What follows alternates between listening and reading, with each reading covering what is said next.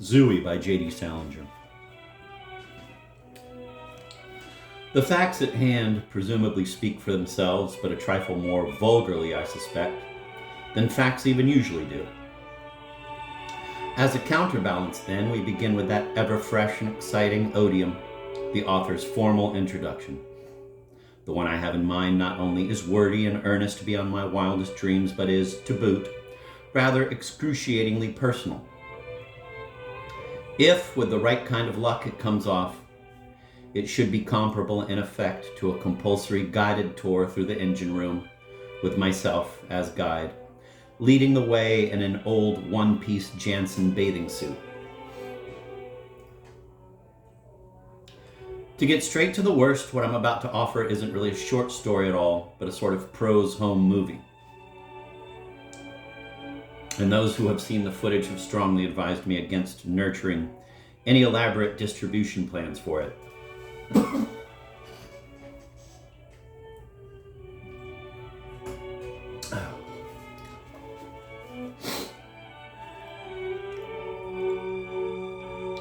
The dissenting group, it's my privilege and headache to divulge, consists of the three featured players themselves, 2 female, 1 male. We'll take the leading lady first, who, I believe, would prefer to be briefly described as a languid, sophisticated type. She feels that things might have gone along well enough if I'd just done something about a 15 or 20 minute scene in which she blows her nose several times. Snipped it out, I gather. She says it's disgusting to watch somebody keep blowing her nose. The other lady of the ensemble, its felt twilight soubrette, objects to my having, so to speak, photographed her in her old housecoat. Neither of these two lovelies, as they've hinted they'd like to be called, takes any very shrill exception to my overall exploitive purposes. For a terribly simple reason, really, if to me, a somewhat reddening one. They know from experience that I burst into tears at the first harsh or remonstrative word. It's the leading man, however, who has made the most eloquent appeal to me to call off the production. He feels that the plot hinges on mysticism, or religious mystification. In any case, he makes it very clear a too vividly apparent transcendent element of sorts, which he says he's worried can only move up the day and hour of my professional undoing.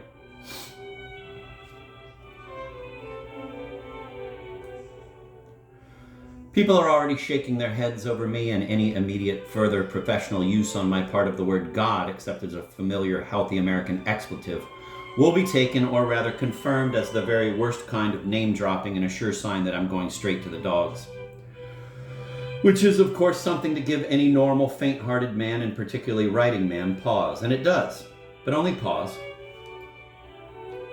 For a point of objection, however eloquent, is only as good as it is applicable.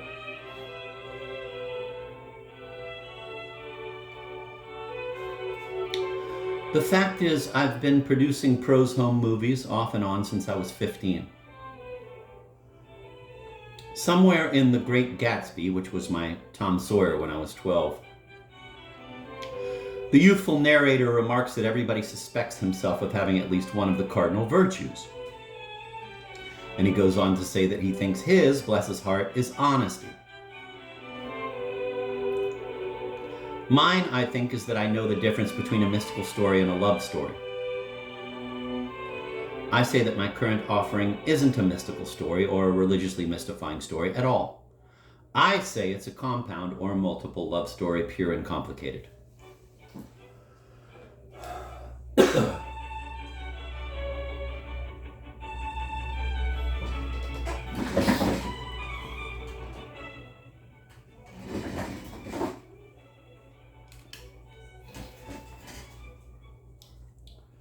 The plot line itself, to finish up, is largely the result of a rather unholy collaborative effort. Almost all the facts to follow, slowly, calmly to follow, were originally given to me in hideously spaced installments and in, to me, somewhat harrowingly private sittings by the 3 player characters themselves.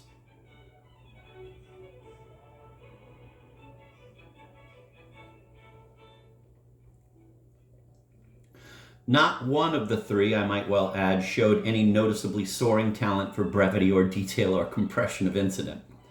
A shortcoming, I'm afraid, that will be carried over to this, the final or shooting version. I can't excuse it, regrettably, but I insist on trying to explain it. We are, all four of us, blood relatives, and we speak a kind of esoteric family language, a sort of semantic geometry, in which the shortest distance between any 2 points is a foolish circle.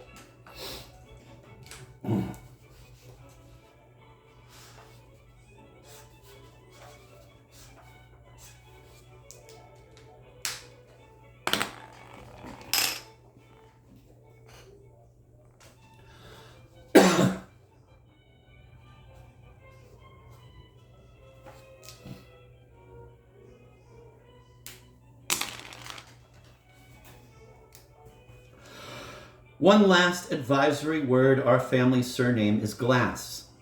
In just a moment, the youngest Glass boy will be seen reading an exceedingly lengthy letter, which will be reprinted here in full, I can safely promise, sent to him by his eldest living brother, Buddy Glass. The style of the letter, I'm told, bears a considerably more than passing resemblance to the style or written mannerisms of this narrator. And the general reader will no doubt jump to the heady conclusion that the writer of the letter and I are one and the same person. Jump he will, and I'm afraid jump he should. We will, however, leave this Buddy Glass in the third person from here on in. At least I see no good reason to take him out of it.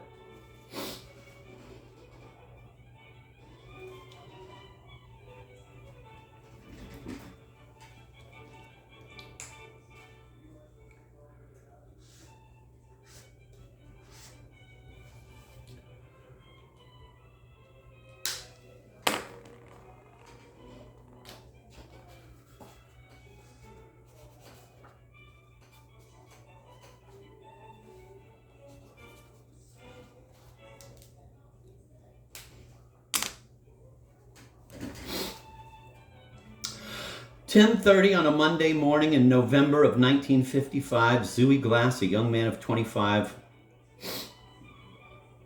was seated in a very full bath reading a 4-year-old letter. It was an almost endless-looking letter, typewritten on several pages of second-sheet yellow paper. And he was having some little trouble keeping it propped up against the 2 dry islands of his knees.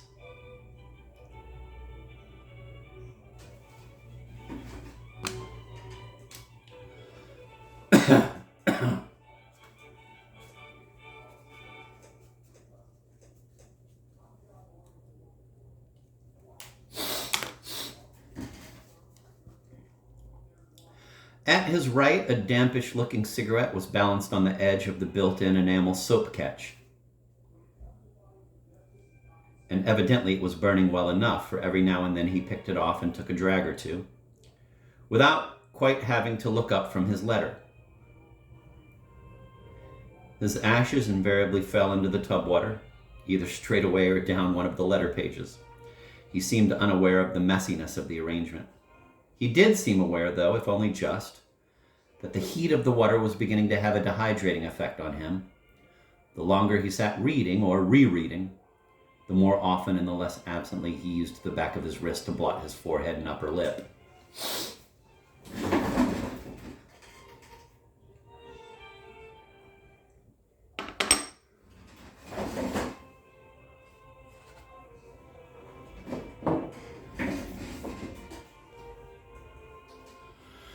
In Zooey, be assured early, we are dealing with the complex, the overlapping, the cloven, and at least 2 dossier-like paragraphs ought to be got in right here. To start with, he was a small young man and extremely slight of body, from the rear, particularly where his vertebrae were visible. He might almost have passed for one of those needy metropolitan children who are sent out every summer to endowed camps to be fattened and sunned. Close up, either full face or in profile, he was surpassingly handsome, even spectacularly so. His eldest sister, who modestly prefers to be identified here as a Tuckahoe homemaker, has asked me to describe him as looking like, quote, the blue-eyed Jewish-Irish Mohican scout who died in your arms at the roulette table at Monte Carlo, end of quote. A more general and surely less parochial view was that his face had been just barely saved from too handsomeness, not to say gorgeousness, by virtue of one ear's protruding slightly more than the other. I myself hold a very different opinion from either of these. I submit that Zooey's face was close to being a wholly beautiful face. As such, it was of course vulnerable to the same variety of glibly undaunted and usually specious evaluations that any legitimate art object is. I think it just remains to be said that any one of 100 everyday menaces, a car accident, a head cold, a lie before breakfast, could have disfigured or coarsened his bounteous good looks in a day or a second. But what was indiminishable, and as already so flatly suggested, a joy of a kind forever, was an authentic esprit superimposed over his entire face, especially at the eyes, where it was often as arresting as a harlequin mask, and on occasion much more confounding.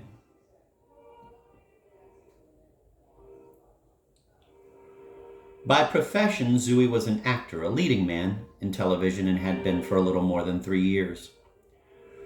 He was, in fact, as, quote, sought after, end of quote, and according to vague secondhand reports that reached his family, as highly paid, as a young leading man in television perhaps can be who isn't at the same time a Hollywood or Broadway star with a ready-made national reputation.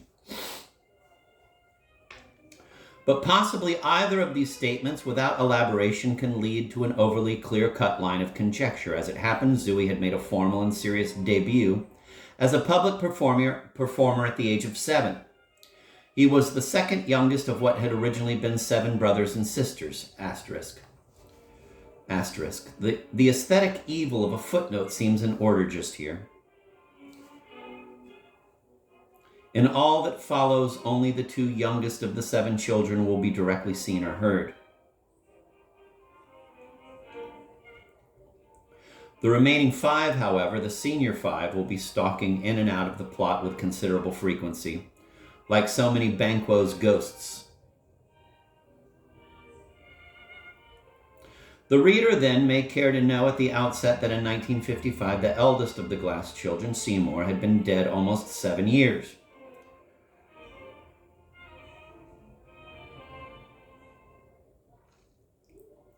He committed suicide while vacationing in Florida with his wife. If alive, he would have been 38 in 1955. The second eldest child, Buddy, was what is known in campus catalog parlance as, quote, writer in residence, end of quote, at a girls' junior college in upper New York State. He lived alone in a small, unwinterized, unelectrified house about a quarter of a mile away from a rather popular ski run. The next eldest of the children, Boo Boo, was married and the mother of 3 children. In November 1955, she was traveling in Europe with her husband and all 3 of their children. In order of age, the twins, Walt and Waker, come after Boo Boo. Walt had been dead just over 10 years. He was killed in a freakish explosion while he was with the Army of Occupation in Japan.